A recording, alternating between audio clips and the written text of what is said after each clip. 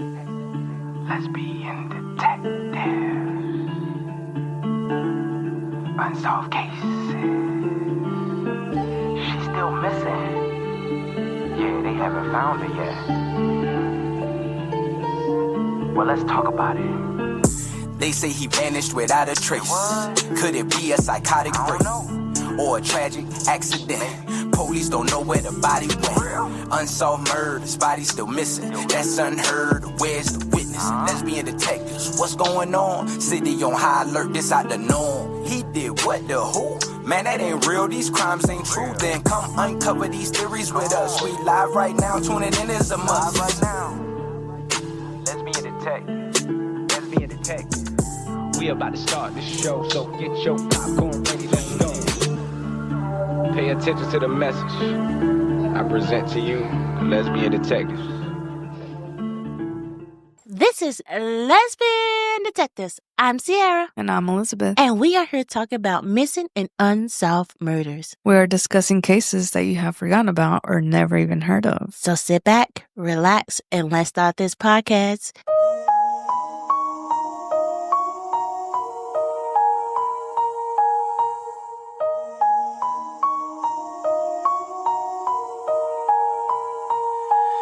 Guys, I am super hyper today. Yeah. I went to Dutch Bros and I got this order and people tell me to do a fireball shot.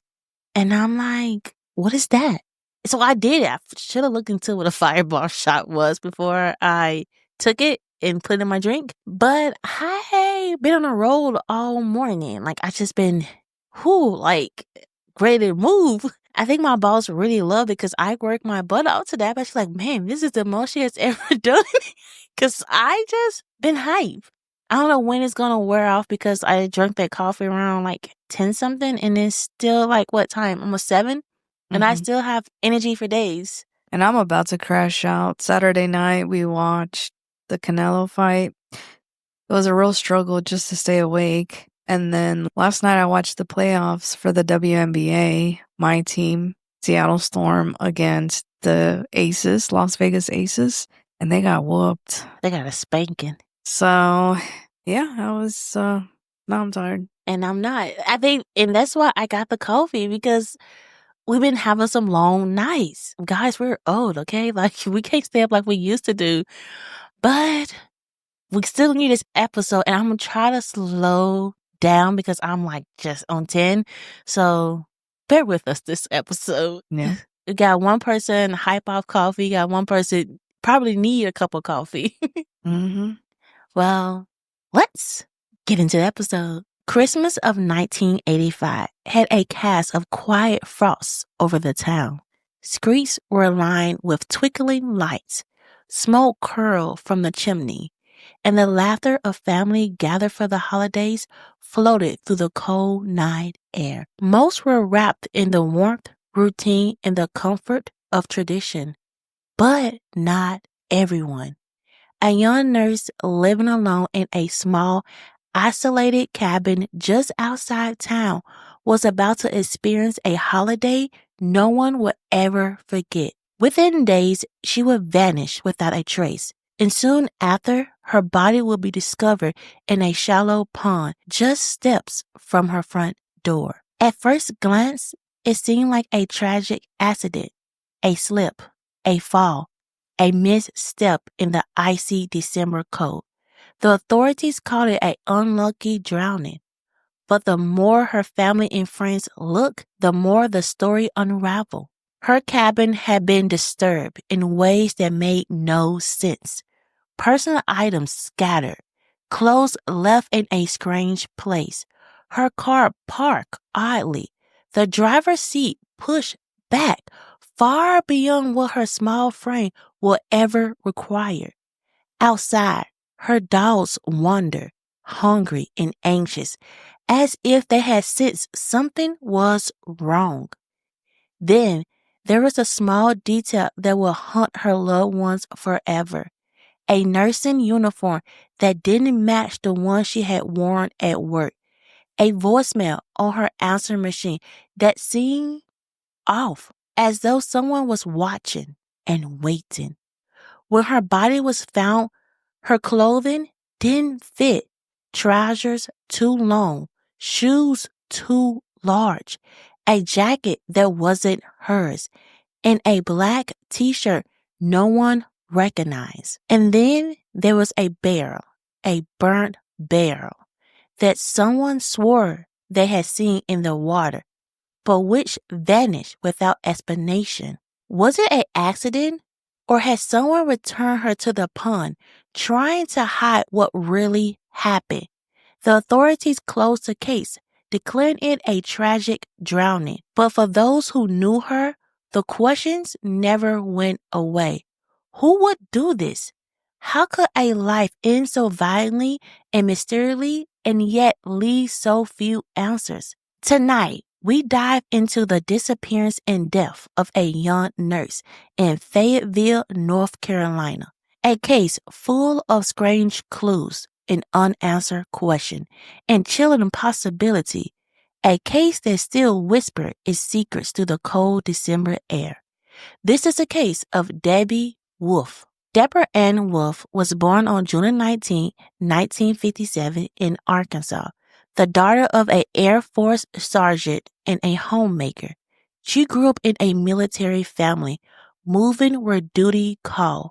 She had 3 brothers, 2 older and 1 younger, and by all accounts, she was close with them.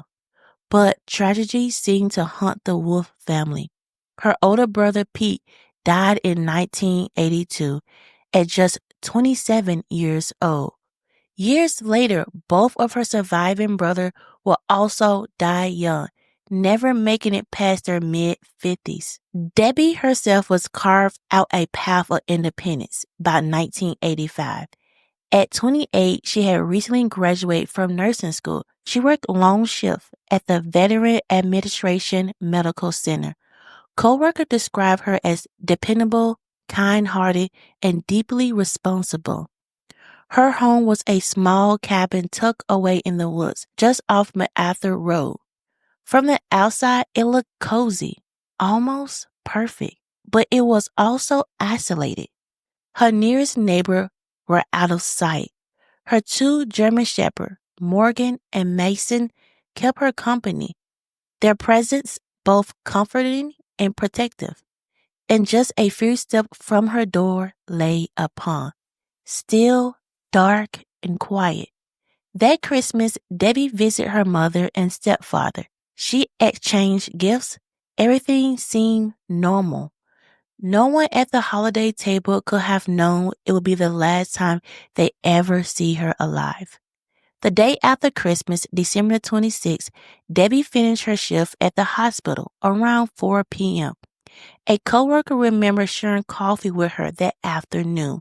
Debbie was wearing a long-sleeve nursing uniform, and when her colleague spilled coffee on her sleeve, Debbie laughed it off. That uniform, stained but unforgettable, has never been seen again. After work, Debbie drove away. Whether she made it home safely, no one knows for sure. The next morning, December 27, Debbie failed to show up for her shift at 8 a.m. For most people, missing a single day of work might not seem alarming, but for Debbie, on time, reliable, and devoted to her patient, it was unthinkable. Coworkers called her house, no answer. By the afternoon, their concern had grown enough to reach her mother, Jenny. Jenny and her husband, John, along with a family friend, Kevin, drove out to Debbie's cabin. What they found was disturbing. The moment Jenny and Kevin and John approached Debbie's cabin, a creepy sense of unease took hold. Something was off. Morgan and Mason, her loyal German shepherd, roamed the front yard without directions, their usual calm replaced by restless hunger. At first glance, it seemed harmless, but anyone who knew Debbie would have recognized the subtle alarm in their behavior. The yard itself offered more questions than answers. Empty beer cans were scattered across the frosty-covered grass, not the habit of a woman known for her meticulous order, and not a brand Debbie ever drank.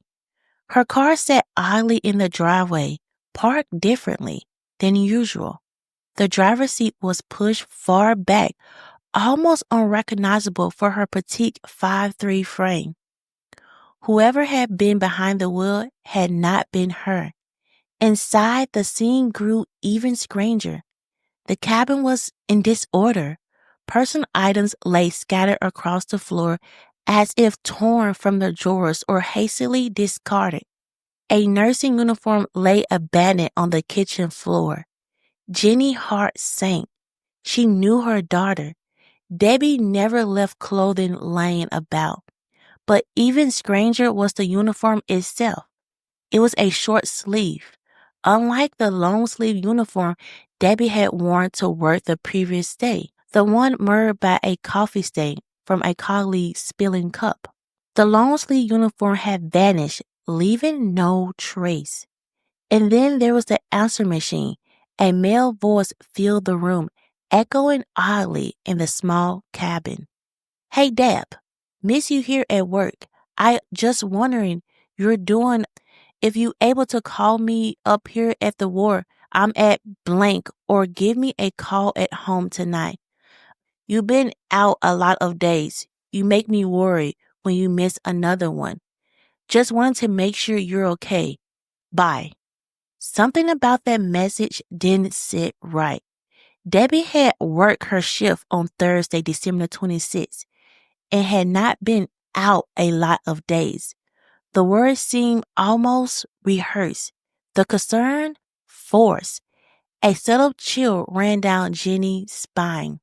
With no other leads, the family called the Cumberland County Sheriff Department. The reply was odd. A search could not officially begin for 72 hours. Time, precious and fleeing, was slipping away. When deputies finally arrived on the morning of Tuesday, December 31st, they brought bloodhounds and measures air of authorities. But the search felt quick. The officers moved slowly across the properties, overlooking key areas. Jenny's anxiety deepened when she realized the lake, the very body of water just beyond Debbie's front door, musty, cold, and over 5 feet deep in place, had not been checked. Captain Jack would later claim the deputies assumed the family had already searched it. Yet at that moment, standing by the shore, Jenny could only feel the sharp pain of dread that the answer she sought might already be slipping from reach. Dissatisfied and desperate, Jenny took matters into her own hand. On January 1st, 1986, she hired Gordon, a trusted family friend with experience in rescue search. Wrapped in diving gear, Gordon slipped beyond the icy surface. After just 2 minutes, he noticed it. 2 sets of footprints, drag marks across the muddy bottom, leading deeper into the pond. The pond was shallow near the bank, only 3 feet deep, but as he followed the track toward the center, the water deepened. 30 feet from shore, 5.5 feet deep, something caught his eye. A dark particular option shape inside what appeared to be a 55-gallon oil drum, a burnt barrel with holes along its side. Debbie had one of those barrels near her cabin, used to store firewoods and occasionally for target practice. Heart pounding, Gordon surfaced and called for assistance. Deputies arrived and recovered the body. It was confirmed. Debbie Wolfe was dead. Yet the barrel itself vanished from the official stories. Jenny recalled walking away from the pond, hearing investigators behind her discussing how they would raise it later. She was told it would remain in the lake overnight and be retrieved the following day. But when she returned, the barrel was gone. Police later denied that it ever existed. Even after draining parts of the pond, there was no trace. Gordon stood by his memory, insisting he had seen Debbie's body within the barrel. Authorities, however, suggest he had merely mistaken her jacket in the water for a container. To this day, the barrel remained a ghost in the story and is absent a chilling departure. The autopsy followed on Thursday, January the 2nd, 1986, performed by Dr. William Oliver of the North Carolina Medical Examiner's Office. Officially, Debbie Wolfe had drowned, but the findings deepened the mystery rather than closing it. Only half a teaspoon of water found in her upper airway. Her eyes and mouth were closed, usually for drowning victims. The characteristic white froth that typically marks someone who has drowned alive was absent. Small abrasions were found on her fingers, yet her system was free from drugs and alcohol. Despite the irregularities, the case was closed as an accidental death. Captain Watts suggested Debbie may have slipped into the icy pond while playing with her dogs, becoming disoriented in the frigid water. Hypothermia was his theory, had rendered her unable to escape the shallow, gently stopping lake. The water's cold made it impossible to determine precisely when she had died. Jenny could not reconcile this explanation. Most of the water was shallow, gently sloping, not treacherous enough to trap her daughter. Months later, when Debbie's belongings were returned, more questions surfaced. Her clothing bore no resemblance to what she would normally wear. Brown corduroy trousers hung too long. A bra measured 38C rather than her usual 34B. And she wore U.S. men's size 6 Nike sneakers rather than her woman's size 7. She wore an army field jacket with no name tag, not the one she favored belonging to her brother, and a black Pittsburgh Steelers t-shirt that no one could have ever seen her in before. Each detail hinted that the body placed in the pond had been dressed deliberately, as if by someone else. The inconsistencies whispered a dark possibility. Debbie Wolfe's death was no accident. Two men in Debbie's life had long unsettled Jenny. Both were volunteers at the hospital where Debbie worked, and both had a pattern of unwanted attention towards her. Volunteer A, the persistent caller. This is the man Jenny and several friends pointed to first. Who was he? A hospital volunteer who somehow got Debbie's home number and began calling her repeatedly. According to the family, the calls were constant, intrusive, and unwelcome. He had a documented history of psychiatric illness, a detail that made Jenny nervous and made investigators take notice. What he did, he phoned Debbie almost constantly in the weeks before her disappearance. He was questioned by police the night Debbie's body was pulled from the pond. He reportedly gave an alibi but refused to submit a polygraph. Then, within days, he left the state. Why the family suspected him? His behavior matched a classic pattern of escalation, repeated calls, fixation, the kind of attention that can turn dangerous if rejected.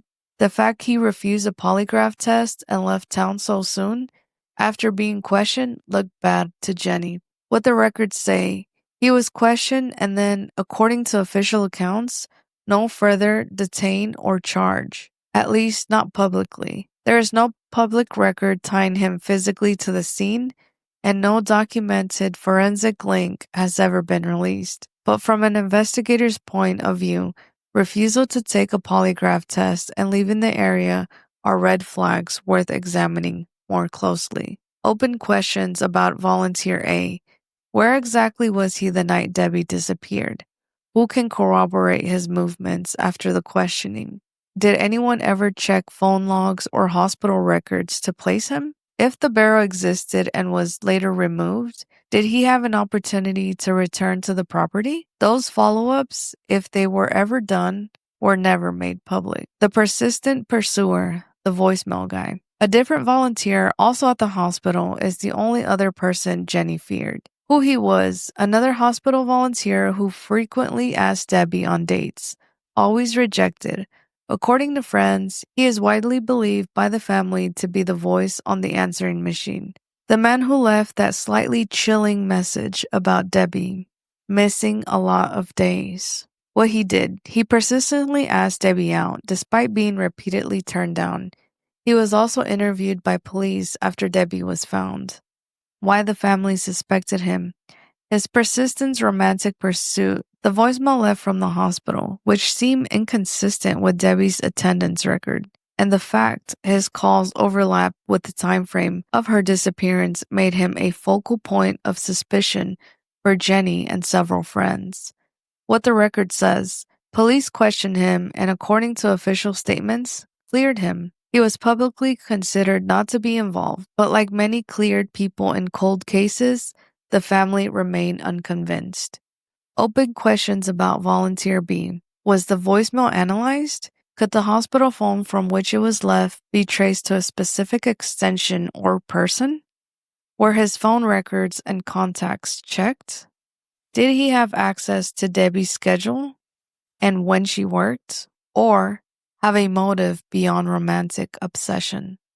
Police said they interviewed him, but what did they find in those interviews that satisfied them? The tall, muscular, clean-cut man, a party lead left untouched. This one comes from witnesses and later posts, a house party attendee who cropped up in recollections and memories. Who was he? Described by someone who knew Debbie in the early 1980s as a tall, muscular, clean-cut, handsome man, seen with Debbie at a house party during Christmas week. The witness said this was definitely her type and that the encounter was never pursued by investigators. Why this matters: when witnesses recall a specific person seen with Debbie around the time of her disappearance, investigators typically try to identify and interview that person. That doesn't appear to have happened in any meaningful way, or at least there's no record of it. Open questions about the party man. Who hosted the party? Who else was there? Why was no follow-up done or recorded on this lead? Could this man have been a date, an acquaintance, or something more sinister? If he was never identified, that gap alone is troubling. For the rest of her life, Jenny held firmly to her belief. For the rest of her life, Jenny held firmly to her belief. Debbie had been abducted, kept alive for days, then murdered. The body had been returned to her property and placed in the pond, disguised as a tragic accident. Captain Watts, steadfast in his own narrative, continued to insist that Debbie's death had been nothing more than an accidental drowning, a tragic misstep near a frozen lake. The passage of time did little to ease the pain or the mystery. Jerry Wolfe and Jenny Edwards both passed away in 2002. John Edwards, Jenny's second husband, had died in 1999. They were laid to rest alongside Debbie in Arcadia Cemetery, Louisiana, leaving only questions in the still winter air. Debbie's remaining siblings, John and Joseph, also succumbed relative young, 55 years old, in 2011 and 2015, respectively, adding a haunting pattern to the family's history of early deaths. As the case has been officially closed and classified as accidental, all police records were purged. No one was ever formally named a suspect, leaving Debbie Wolfe's fate suspended in the shadows and speculation, a puzzle that would never be fully solved. Before we end this case, let's remember the young woman that died. Debbie Wolfe was more than a young nurse who vanished on a cold December day. She was a daughter, a friend, a presence that filled rooms with warmth and laughter. She lived simply, quietly, yet her life left a mark on everyone who knew her. And when she disappeared, the world she left behind was suddenly fractured, uncertain, and haunted. Her mother, Jenny, refused to accept silence. She refused to bow down to the explanations handed down, or to let the strange circumstances fade into memory. Every odd detail, every unanswered question became a call to action. She combed through the evidence, retraced footsteps, questioned every story, fighting tirelessly, often against the very system that should have protected her daughter. Jenny's love became her compass. Jenny's love became her compass, her grief, a relentless fire. She demanded answers, pursued leads others ignored, and held onto Debbie's memory without a fierce devotion. Though the confusion, the disbelief, the whisper of doubt, she never let Debbie's voice be forgotten. And perhaps that is Debbie's legacy, the courage of a mother who would not rest until the story of her daughter was heard, until the world remembered that a life, no matter how brief, deserved justice, remembrance, and honor. Debbie Wolfe may have left this world too soon, but through her mother's fight, through the memories of those who loved her, she continues to live, a quiet, unwavering presence that refuses to be erased. This is the case of Debbie Wolfe. Now let's get into some theories. Theories. Let's get into some theories. Let's get into some theories. Everyone is a suspect until proven guilty. Let's get into some theories. Let's begin detectives. What type of thoughts you thinking? What theories running through your mind? I'm thinking all types of suspicion. Uncover the truth, what we can find. Witness say they saw somebody creeping out the back door. What you think they did it for? That's so crazy, I'm not sure. They found a car, where could she be? Here go another puzzle piece. Researching through your history. It's plenty unsolved mysteries. Everyone is a suspect until proven guilty. Let's get into some theories, yeah. Let's get into some theories. Let's get into some theories. Everyone is a suspect until proven guilty. Let's get into some theories. Let's begin detectives. You or me? Good? I feel like my first question is, do you think it was an accidentally death No. or a murder? A murder. Let me tell you something. She had a lot of stalkers. I'm just like, for real. She had 2 guys that was coming after her that wanted to be with her. And it's like, it could be both of them. Like, you don't even know which one could it be. You got volunteer A that was calling her and asking her on dates and trying to get with her. And he did have seem like a mental illness. So that could have stalking behavior. Then you have number 2. And that's the one I kind of go for more because they think he was the answer machine guy. We all know the answer machine guy, like, oh, I haven't seen you in a couple of days. Where you been? You haven't been at work. And her mom was like, no, my daughter only missed 1 day at work. And why is he calling? Like, that makes no sense. Like, my daughter never missed work. Like, she's always at work.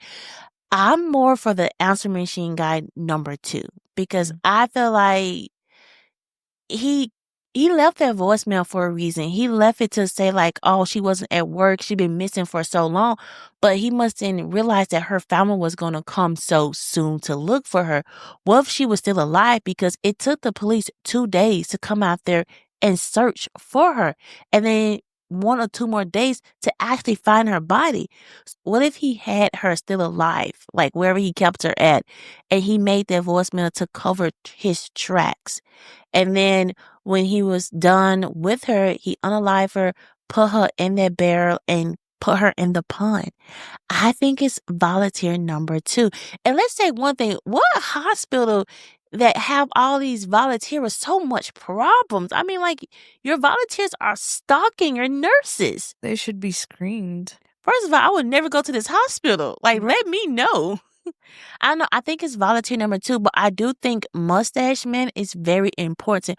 What if volunteer B was actually stalking her and he saw her with the mustache man and he got jealous like, oh no, I want to be with you. Don't be with this other man. And he got mad and she like, look, I don't like you. She finally probably stood up and said, hey, I don't like you. I don't want to be with you. And I feel like the reason why they couldn't find her uniform and she had different clothes on. Let's talk about the different clothes on. You couldn't even do DNA tests on it. Come on now. Because he kidnapped her with her uniform still on. And he kept the uniform and he put his clothing on her. And when he kidnapped her and unalived her, I mean, that's my theory. What's also really odd is the police department, they kept having them weighed, and then they were saying that she wasn't down there in the pond. It took everybody to do the investigation, and even whenever they handed this information on a silver platter, they would deny it and say that it wasn't so, right? There was a bunch of interviews that they did towards some of the suspects that wasn't released, but yet they ruled out certain suspects. So it's super sus. Like, they're not wanting to look into this case, maybe because they already know what the answer is and they're trying to sway everybody away. It's almost like they're trying to obstruct justice themselves. They don't want this case to be solved. Mm-hmm. I don't know. It's like they hiding something. Yeah. Like, what if the volunteers had family members in law enforcement? We don't know Captain Jack. We don't know if he had kids or if he had a nephew that was probably stalking her and did have this background of hurting women. Like, we don't know, because him covering it up so fast, it seemed like he knew what happened to her and he knew the person that probably hurt her. And he like, okay, let me cover up this person crime. And let's be honest, this person didn't stop. He probably unalived another woman because his target is dead. So what he got to do? Get another target. Yeah. Like, I mean, it just seemed like a lot. And the barrel seemed like so important information. This man said he went down and he saw it. Like, he saw it. Like, no. They treat me like, oh, no, you just saw a jacket. I think he know the difference between a jacket. A jacket is barely anything. Right. But a barrel's big. It's gigantic. You tell me this man got that confused? That's the... And even the autopsy showed that she didn't drown in a lake because she would have had certain signs. Mm-hmm. But yet the police, the sheriff, whoever thinks that they know more than what the facts are, you know? Mm-hmm. So it's just super, super sus. Obviously, at least to me, somebody unalived her, threw her in a pond, set up a whole scene, but... it doesn't make sense. Which guy you think it is? Volunteer A or Volunteer B? I don't know. I just know somebody did something to her. But even so, there was another guy at a party. Right. Volunteer A, Volunteer B, it's like they both seem sketchy, you know? Volunteer A, after he talked to police, he ran away. Then Volunteer B, he seemed like the voicemail guy. So it's like, you don't even know which one it could possibly be. Mm-hmm. Shoot, were they working together? I don't even know. Right. You know, shoot, they probably was working together. It's just, this case was so mishandled. And to me, I feel like it was a cover up. Don't know what they was covering up, but I feel like they was. Yeah. And I feel like if you are North Carolina police, let's try to get the cold case department to reopen this case, because I feel like it could be solved. And I feel like whoever hurt her, they didn't stop with her. They probably are unalive or in jail right now because they didn't stop with her. It doesn't seem like, we don't know, we probably have a serial killer at large because the police didn't care. Probably more women got unalive because of this situation. Right. I'm going to put a poll in and I'm going to ask you guys, do you think it was like an accident death or unaliving? Or also, do you think it's Volunteer A, B, or the mustache guy? Oh, we are on all podcast platforms, so please come check us out. October is coming up, and you know what we do on October? Halloween cases. So go listen to our old episode of Halloween cases and tell us what you like about those, because new ones are coming out. Give us a 5-star rating. Please like, comment, subscribe on our YouTube, and tell me your theories. This is Lesbian Detectives. I'm Sierra. And I'm Elizabeth. Don't forget, everybody's a suspect. So proven innocent. Bye. See you next week. Lesbian detective. Unsolved cases. She's still missing. Yeah, they haven't found her yet. Well, let's talk about it. They say he vanished without a trace.